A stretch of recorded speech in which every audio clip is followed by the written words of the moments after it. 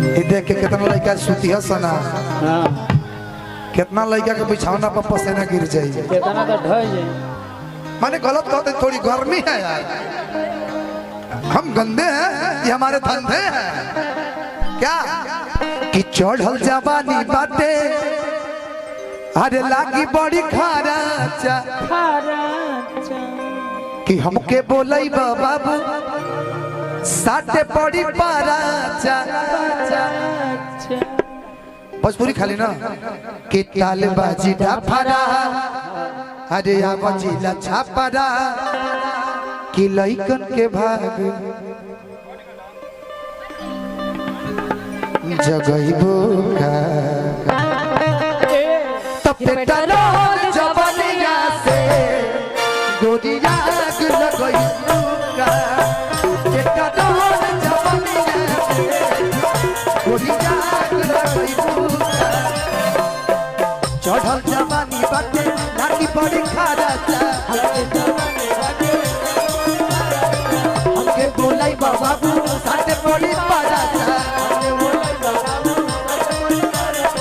तारे बाजी डाफरा आवाजिला छापरा लइकन के भाग जगई बुका बेटा डर जवानिया से गोरिया लगई बुका बेटा डर जवानिया से गोरिया लगई बुका बेटा डर जवानिया से गोरिया लगई बुका हो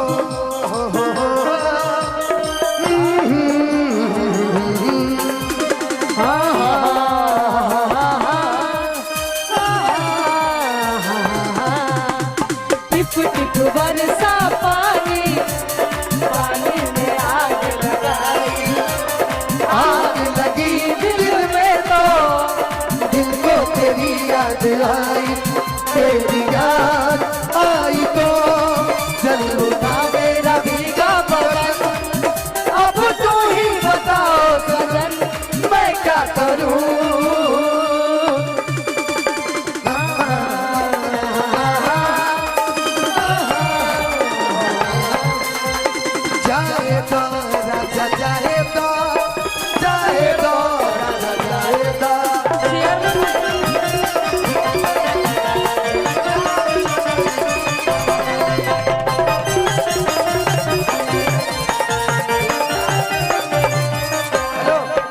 कितना बढ़िया हम लाइन बोलने हैं जाए दो राजा जाए दो जगह पर बने जाए दो ई हवा के लइका तो होले बस उड़ा दी बेबी होश जदी चढ़ जाई जोश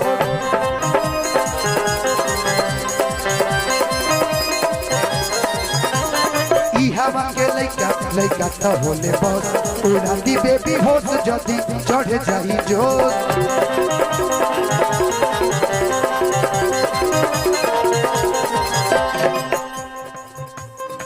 ई हवा के लइका तो होले बस उड़ाती बेबी होश जदी चढ़ जाई जो ई जवानी के कहानी बड़ी यार बाटे हो तू ना आई बात ढेर हरिदार बाटे हो हेलो लेकिन एक चीज है यहाँ के लोग बहुत अच्छे हैं है ना।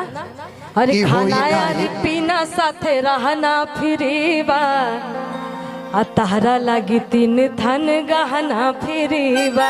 सही बात मेरा आवाज काहे दब जाता है ब्रदर, ऐसा मत करो मेरी जान, थोड़ा बढ़ा के रखो।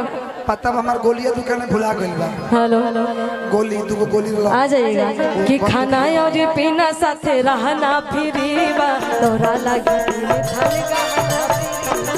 खाना और पीना साथे रहना फिरीबा तोरा लगी तीन थन गहना फिरीबा। बेटा डाल जवानिया से गोदिया लगई बुका पेट्रोल जवानिया से आग लगई बुका। लास्ट लाइन आपके खातिर, उसके बाद रघु और फिर हमारे भाई सुशील भाई। एक बेद इहा सवाद ले बुझी तू जइबू ए जटिक दोसर लागी नाही नीक।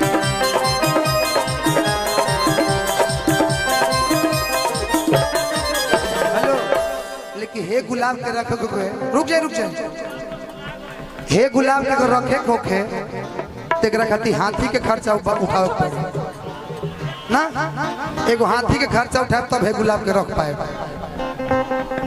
एक गुलाब के रखेला एगो माली चाहिए, सिंगल शॉट नए बाबू दो नाली चाहिए कि परनो बिहारी धनंजय खेसारी बीटू के चीजवा चिखई बुका बेटा डाल जवानिया से गोरी आग लग गई बुका बेटा डाल जवानिया से गोरी आग लग गई बुका बेटा डाल जवानिया से बेटा डाल जवानिया से गोरी आग लग गई बुका तब बेटा डाल जवानिया से गोरिया लगई बुका।